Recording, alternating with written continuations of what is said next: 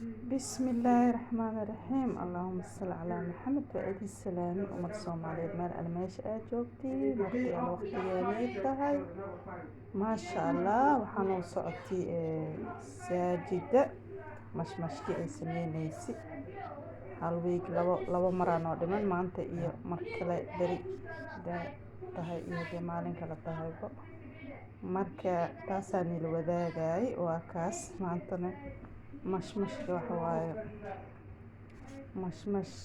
kon waxaa laga soo dhigay fiyaasi marka waa kaas taasaan ila qaybsanayay waa mahadsantihiin taageerada ay siiseen aad u mahadsantihiin ilaahay